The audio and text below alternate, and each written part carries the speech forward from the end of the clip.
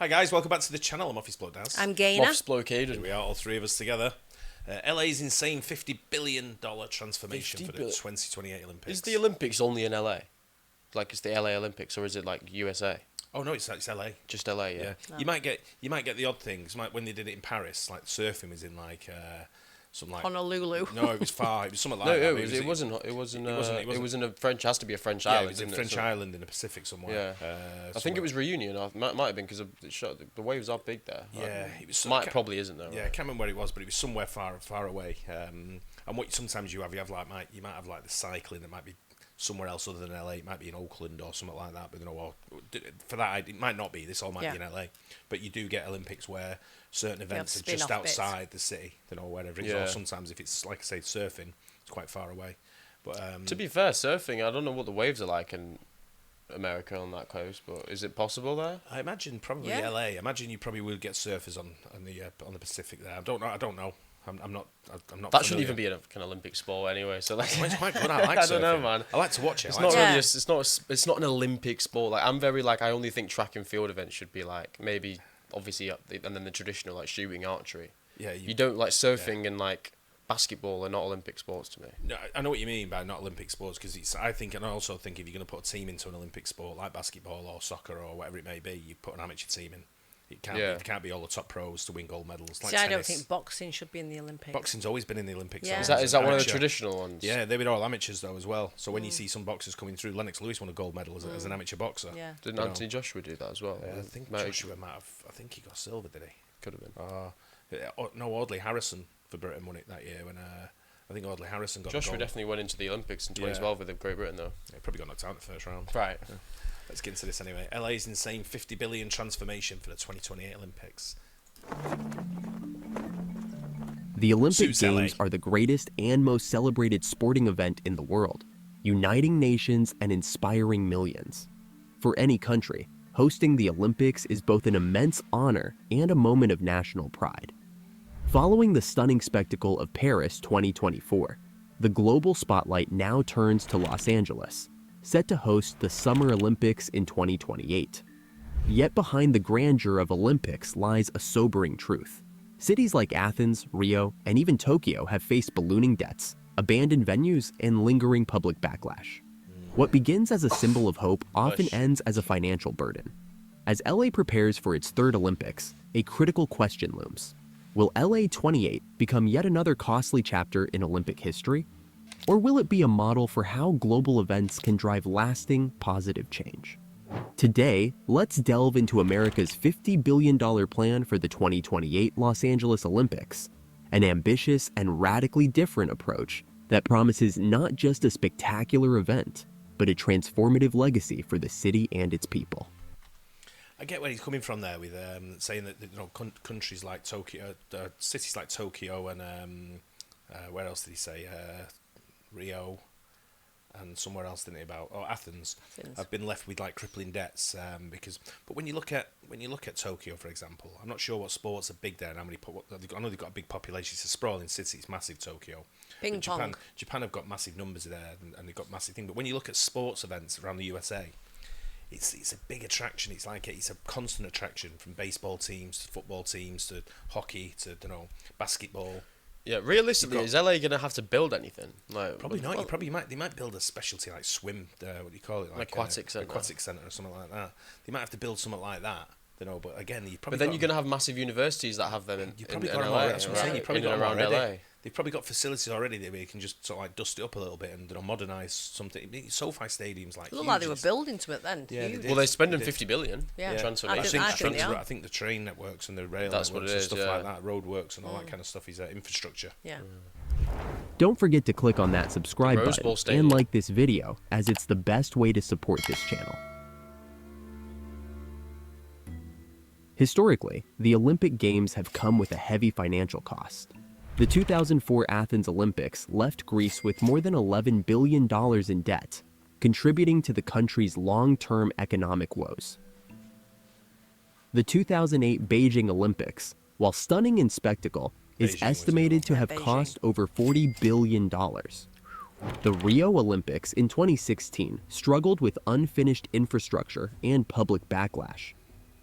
as much of the city's post-games development plans were shelved due to budget shortfalls and corruption scandals. Even the 2020 Tokyo Olympics, delayed by the COVID-19 pandemic, ended up costing over $13 billion, twice its original budget. The problem often lies in overbuilding. Host cities scramble to construct massive new venues, Olympic villages, and transportation networks within tight deadlines. Many of these structures are abandoned or severely underutilized after the Games, becoming financial burdens rather than community assets. This legacy has left many countries wary of bidding for the Olympics altogether. Having hosted the Olympics in 1932 and 1984, Los Angeles is taking a bold new approach for 2028. Rather than building new permanent venues, LA 28 will repurpose 40 existing facilities, There you go. supported by Yeah. temporary or modular structures to reduce costs and accelerate timelines. The Games will be entirely privately funded, with a goal of breaking even or generating a surplus, all without burdening taxpayers. But LA 28 is more than a sporting event. It's a citywide transformation. The plan includes revitalized sports venues, a dual-purpose Olympic village, a modernized Los Angeles International Airport, and the ambitious 28 by 28 transit plan. LA is investing in sustainable mobility and climate-conscious upgrades, reflecting its broader urban development goals. With events spread across iconic venues throughout Los Angeles and its neighboring cities, LA 28 will transform the entire region into a dynamic, decentralized Olympic stage, one designed to be fiscally responsible, environmentally sustainable, and deeply woven into the city's urban landscape. LA 28's infrastructure plan focuses on upgrading existing venues to Olympic standards rather than building new ones. The renovation budget is estimated at $1.5 billion, far less than the spending seen in previous host cities. Leading the How list cool is is the that, though? iconic Yeah. Los Angeles Memorial Coliseum, set to become the first stadium to host 3 Olympic Games. It will serve as Impressive. the main track and field venue and will undergo a series of targeted upgrades, including enhanced athlete facilities, improved spectator access, upgraded lighting and digital displays, and energy-efficient retrofits to meet modern sustainability standards. Seating areas will be restructured for better sightlines and emergency flow, without compromising the stadium's iconic design. The ultra-modern Is this just free for USC then? Do Do they get a free upgrade on their stadium? But he's saying it's privately funded, so it might be someone who's connected to USC or a USC partial payment going into it, from the alumni or whoever pays for that kind of stuff. Where they might, I don't know, someone might tell us where the money's coming from. It's to avoid from the taxpayer.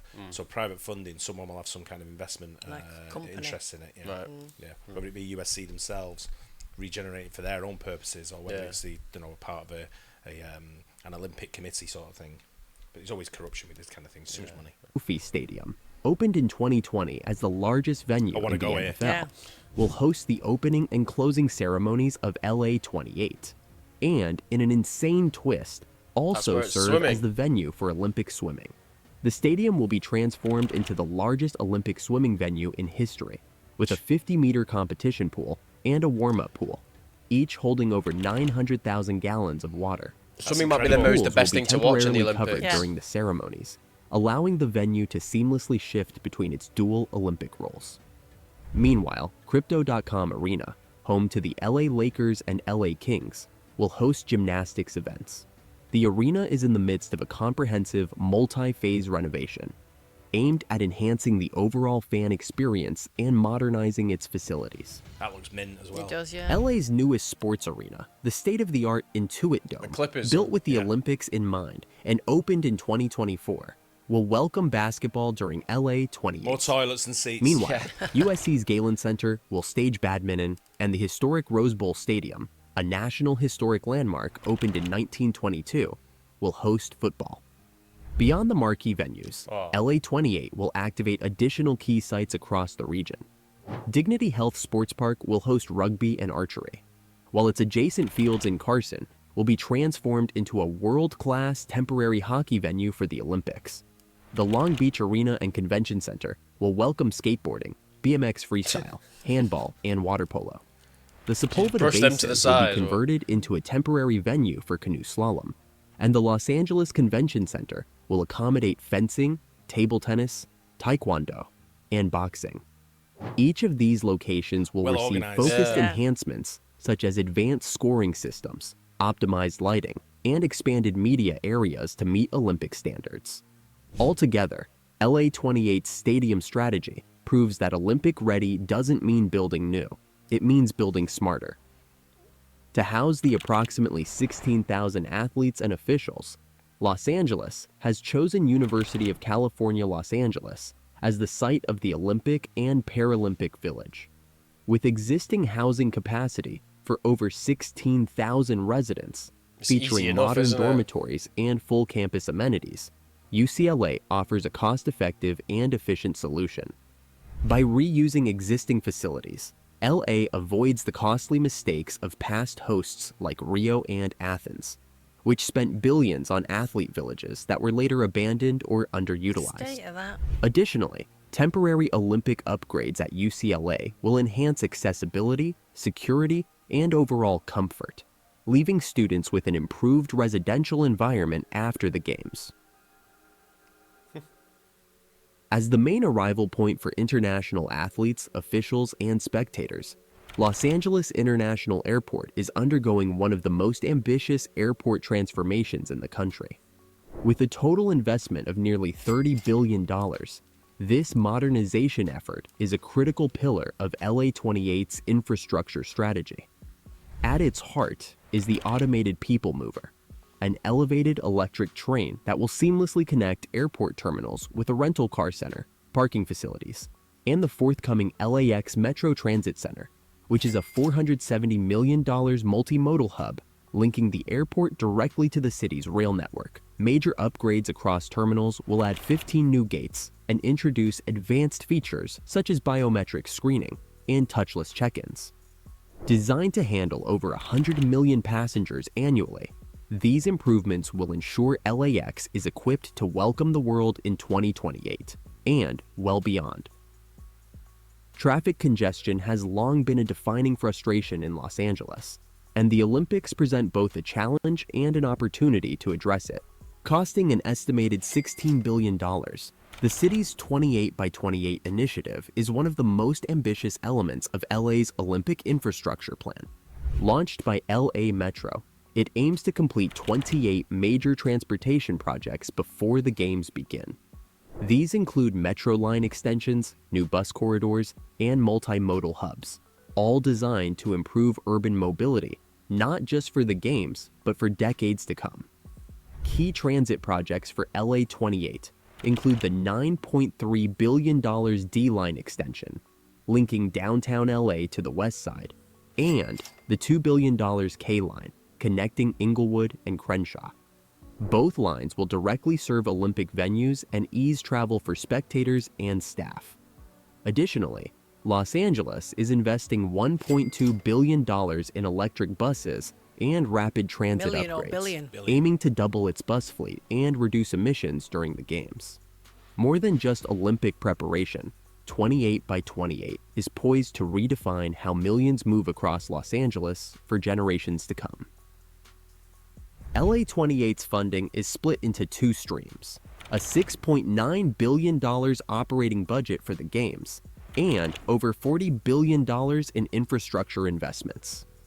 The operating costs will be fully covered through private sources, including broadcasting rights, sponsorships, ticket sales, and licensing, with no expected burden on taxpayers.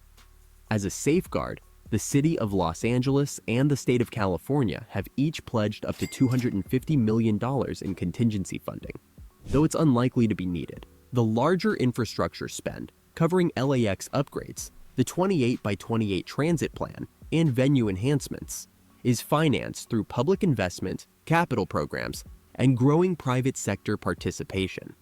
The public-private partnerships and philanthropic support have helped reduce taxpayer burden, with the Olympics acting as a catalyst to align funding and fast-track citywide improvements. As the world turns its attention to Los Angeles, the 2028 Olympics offer more than a stage for athletic excellence. Michael They Johnson. present a blueprint for how global events can build lasting value. LA is not racing to impress with flashy new builds, but steadily investing in infrastructure that serves both the games and the generations that follow. Through airport modernization, transit expansion, and adaptive reuse of venues, the city is showing that the Olympics can be catalysts for civic progress. If LA 28 delivers on its promise, it could redefine how host cities approach global events. With discipline, inclusivity, and long-term vision, it may not be the most extravagant games in history, but it could be the most impactful. What are your thoughts on LA's transformation for the upcoming Olympics? Leave a reply in the comments section. Yeah, I think it is going to be a good Olympics. I think do as LA's probably the best place in the world that you can put an Olympics at the moment. I see. Like, don't know how it goes for like. I think Qatar are looking to bid for the next Olympics. It's just so hot there, though. It is, because then they'll change it all. It's got to be in the winter. Yeah. That's defeats for me. It's got to be in the summer. Summer, yeah. You know, it's got to be. That's why it's called the Summer Olympics. I know, but it's got to be. It's one of them where when I'm watching the Olympics, it was like when I was watching the World Cup when they did it in Qatar and they did it in the winter. I was watching it at 5 o'clock in the dark. You know, and the pubs were dark. There was no beer gardens open because it was freezing, sort of thing, or piss wet through, or snowing, or whatever. So you had no option. The summer for me, the World Cup and the Olympics should be in the summer. Yeah. When beer gardens are open, you can watch them on big screens together with people outside. The sun's shining wherever you are as well. If you're in the northern hemisphere, and it might be a little bit different in the southern hemisphere, but they'll be used to that because it's always been that way. Yeah. You know, when Sydney hosts it, you know, the weather looks okay there. But I agree with what you're saying, Aid. I think it's Los Angeles. A lot of the destinations in the USA, when they host certain events, they're hosting these events week in, week out. Yeah. You know, they're doing the NFLs every week, and how many are you getting in the NFL? You know, how much the SoFi Stadium holds? Probably 70,000 people. Yeah, they've already got all the hotels. They've got the hotels. They've got the infrastructure in place. You know, and I know the Olympics probably brings in a lot more people. The same as the World Cup. They'll have a trial for the World Cup in 2026. Where that brings in a lot of people that comes in, but that's scattered around Canada, Mexico, and the USA, and different parts of the USA. It's not focused on one city. Yeah. But it shows that when you bring in people into countries like the USA does with visitors, its infrastructure's already there. It's built. It's when you start saying, "Oh, we're going to put the Olympics in, you know, in Qatar and stuff like that," and they have to build all brand new stuff. And yeah, they've got the money and all that. You know, they've got the sovereign wealth funds where they build it all. But what are they going to use it for afterwards? Yeah. It's just going to be shit. It's just going to be derelict in 5-10 years time or whatever. Or they're using it for like, you know. They're using it for a game of soccer where you're going to get 700 people in the crowd watching a game in a 50,000 seat stadium. It's pointless. Yeah. You know, but this is going to be redefined for purpose. And when you look at it, you know, LA it's a home of sport. It's like it's a major hub for sport. Yeah. So it's not. I'm not just talking about. You know, you look where you know, what's it's up that way, aren't they? Nike are up in Oregon, aren't they, sort of thing? So they're not far from that sort of area. But when you look at everything that's in that zone and in that sort of like catchment area, it's massive for sport. Yeah. And all the whole infrastructure needs, and you're going to get, was it UCLA they were using for the accommodation? The village, Yeah, the village. It's one of the biggest colleges on the planet. You know, one of the top colleges on the planet. Where are all those people going to go, though? Or what people? When school's closed in the summer, isn't it? Oh, yeah, I guess so. So there's no school in the summer, so they're all there, but they'll be all empty. Yeah. And ready from coming back. That's what he said. Ready from coming back in the new September. terms. Yeah. Imagine it was LeBron James was using your bedroom. Who was in this place before?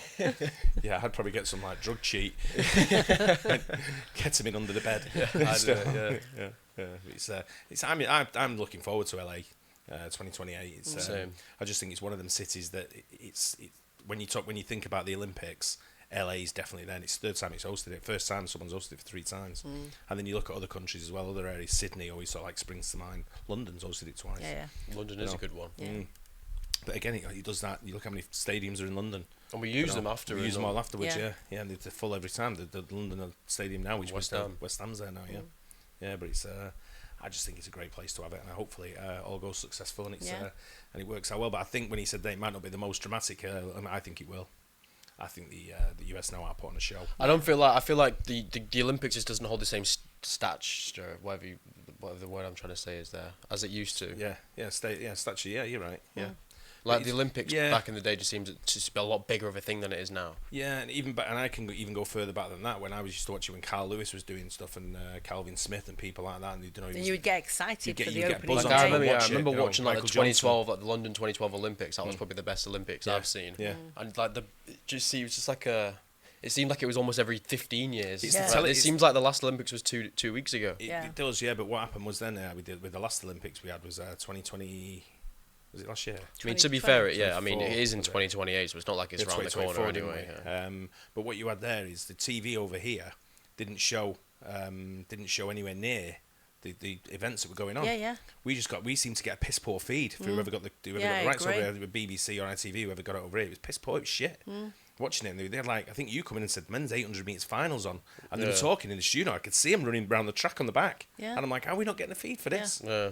So we kind of missed the 800 metre final, which is one of the top. That's one of the top events in the whole of the calendar. Yeah. The 800 metres.